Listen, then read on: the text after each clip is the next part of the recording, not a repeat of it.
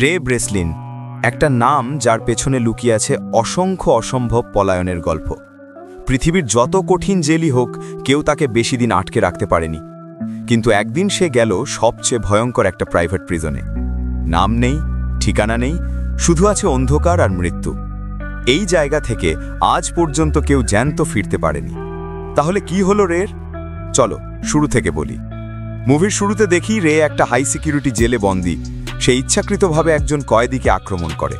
তৎক্ষণাৎ তাকে ধরে নিয়ে যাওয়া হয় সলিটারি কনফাইনমেন্টে।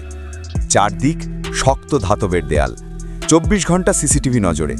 কোনো ঘড়ি নেই, কিন্তু রে মনে মনে সময় গুনে ফেলে। গার্ডরা প্রতি 7 মিনিট পর তাকে চেক করতে আসে। সেই 7 মিনিটই তার সুযোগ। সে টয়লেট পেপার আর আঠা দিয়ে ছোট ছোট গোল বল বানায়। দুধের কার্টনে থাকা পাতলা অ্যালুমিনিয়াম ফয়েল সে সযত্নে তুলে রাখে। তারপর শুরু হয় মূল খেলা। বাইরে তার টিম একটা গাড়ি উড়িয়ে দেয়। পুরো জেলে আগুনের অ্যালার্ম, ফায়ার ব্রিগেড আসে, আর তার মধ্যেই রে ফায়ারম্যানের পোশাক পরে বেরিয়ে আসে। বাইরে তার সঙ্গীরা গাড়ি নিয়ে দাঁড়িয়ে। সে গাড়িতে উঠে সেখান থেকে পালিয়ে যায়। সবাই ভাবল আর একটা সাকসেসফুল এসকেপ।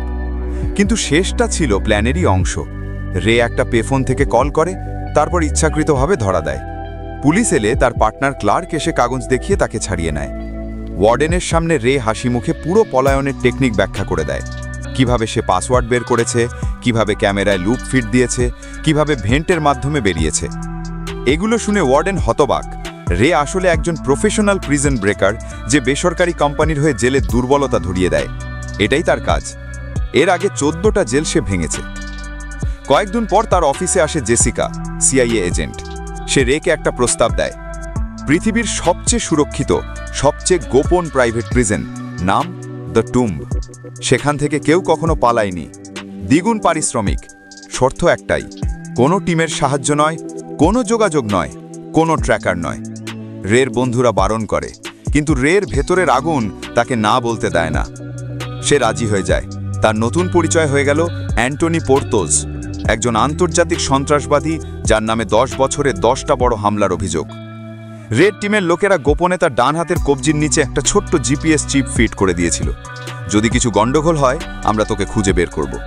কিন্তু যারা তাকে কিডন্যাপ করলো, তারা পেশাদারের চেয়েও বেশি কিছু। কালো হুড, কালো গ্লাভস। একজন তার হাতটা ধরে রাখে, আর একজন স্ক্যানার দিয়ে পুরো শরীর চেক করে। মাত্র কয়েক সেকেন্ডের মধ্যেই তারা চিপটা খুঁজে বের করে ছোট ছুরি দিয়ে কেটে ফেলে দিল। রের মুখ দিয়ে কথা বের হবার আগেই তার ঘাড়ে ইঞ্জেকশন দিয়ে দেয়। চোখের সামনে সব অন্ধকার। জ্ঞানফিল্ডে রে দেখল সে একটা স্বচ্ছ কাঁচের বাক্সে বন্দী। মাথার ওপর তীব্র সাদা আলো। চারদিকে শত শত একই রকম কাঁচের সেল, প্রতিটিতে একজন করে কয়েদি। গার্ডরা কালো মাস্ক আর কালো ইউনিফর্মে। মুখ দেখা যায় না, শুধু চোখের জায়গায় লাল গগলস। কেউ কারো সাথে কথা বলে না। রে বুঝে গেল এটা কোনো সাধারণ জেল নয়, এটা মানুষের জন্য কাঁচের কফিন। ওয়ার্ডেন হবসের সামনে নিয়ে যাওয়া হলো। রে তৎক্ষণাৎ তার এভিয়েশন কোড বলে ফেলল, আমি রে ব্রেসলিন, কোডনেম মার্স, আমাকে এক্ষুনি ছেড়ে দিন। হবস হাসল, একটা ঠান্ডা মৃত হাসি। না ভাই, এখানে আমি হবস, আর এখানে কোড কাজ করে না। এখানে শুধু একটা নিয়ম আছে, যে ঢোকে সে আর বেরোয় না। জ্যান্ত অবস্থায় তো নয়। সেই মুহূর্তে রের বুকের ভেতর বরফ জমে গেল। সে বুঝে গেল এবার সে সত্যিই ফাঁদে পড়েছে। সেখানেই তার সঙ্গী হয়ে উঠল এমিল নামের এক কয়েদি, এক রহস্যময়, শান্ত, বুদ্ধিমান লোক। প্রথম দেখায় এমিল বলেছিল, আমি ভিক্টর ম্যানহাইমের ডান হাত। ভিক্টর ধনীদের টাকা কেড়ে গরিবদের দেয়। আমি একমাত্র জানি সে কোথায় লুকিয়ে আছে। তাই আমার মুখ থেকে তার ঠিকানা বের করার জন্য এখানে বন্দি করে রেখেছে তারা। কিন্তু আমি কখনোই তার ঠিকানা তাদেরকে বলবো না।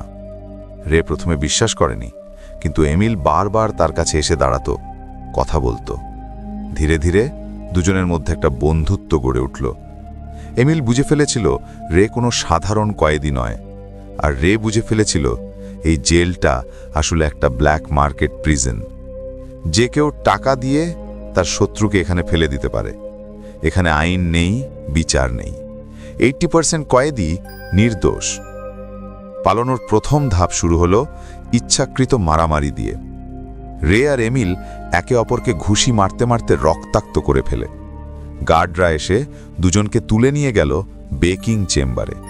চারদিকে শক্তিশালী হ্যালোজেন লাইট, তাপ এত বেশি যে মিনিট 10কেই মানুষ পুড়ে ছাই হয়ে যায়। কিন্তু রে দেখল মেঝের ধাতব প্লেটটা 4টে বড় স্ক্রু দিয়ে লাগানো। পরের দিন রে এমিলকে ফিসফিস করে বলল, আমার একটা ধাতব টুল লাগবে, যে কোনো উপায় এনে দে। এমিল গেল ওয়ার্ডেনের কাছে। হবস তাকে জিজ্ঞেস করল, ভিক্টর কোথায়? এমিল মুখ বন্ধ রাখলে হবস আদেশ দিল ওয়াটার বোর্ডিংয়ের।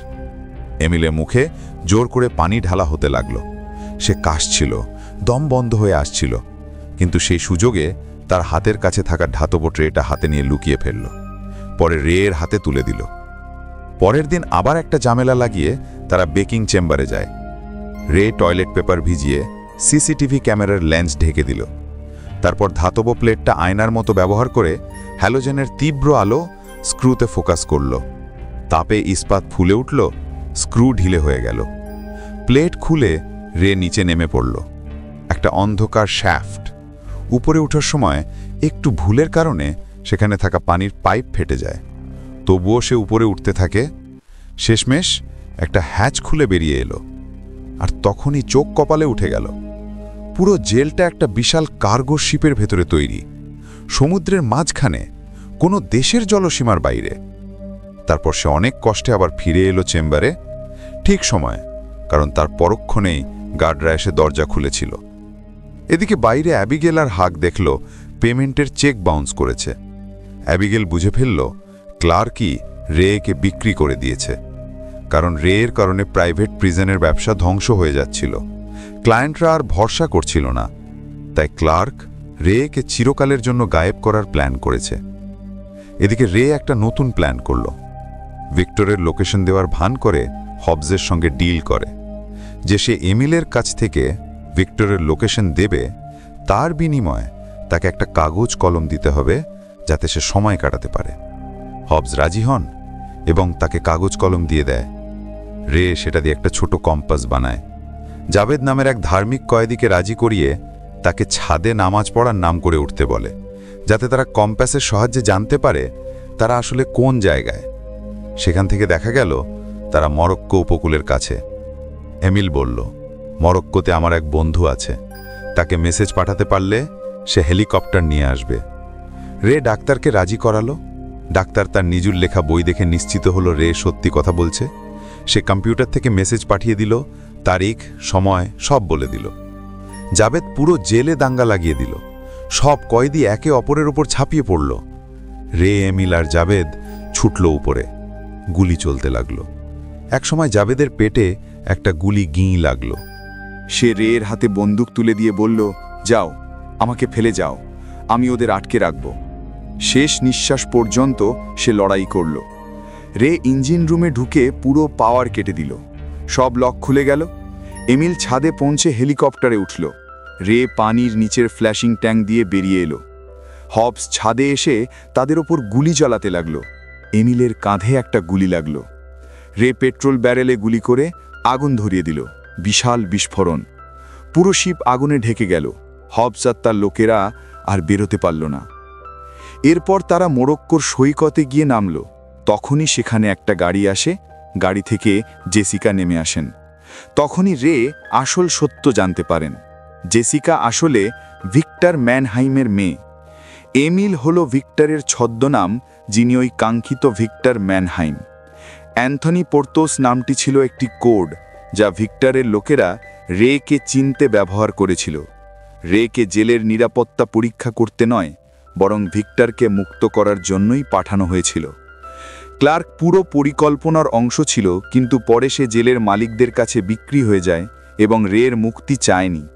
রে কিছু বলল না, শুধু একটা তৃপ্তির হাসি দিল, কারণ জেল ভাঙা তার রক্তে মিশে গেছে। আর শেষ দৃশ্য আমরা দেখতে পাই, ক্লার্ক রাতের বেলা তার গাড়িতে উঠল। পেছন থেকে কেউ একজন তাকে অজ্ঞান করে দেয়। জ্ঞানফিল্ডে সে দেখল তার গাড়িটা একটা কন্টেইনারের ভেতর বন্দি। চারদিক লোহার দেওয়াল। সে চিৎকার করছে, কিন্তু কেউ শুনছে না। সমুদ্রের মাঝখানে জাহাজ চলে যাচ্ছে। কেউ জানে না সেই জাহাজ কোথায় যাবে, বা কন্টেইনারটি আদেও কখনো খোলা হবে কিনা। আর এখানেই মুভিটি শেষ হয়ে যায়। তো কেমন লাগলো আজকের মুভি এক্সপ্লেনেশন? কমেন্ট করে অবশ্যই জানাবেন, আর ভিডিওটি ভালো লাগলে চ্যানেলটা সাবস্ক্রাইব করে রাখুন। তো দেখা হচ্ছে পরের ভিডিওতে। আল্লাহ হাফেজ।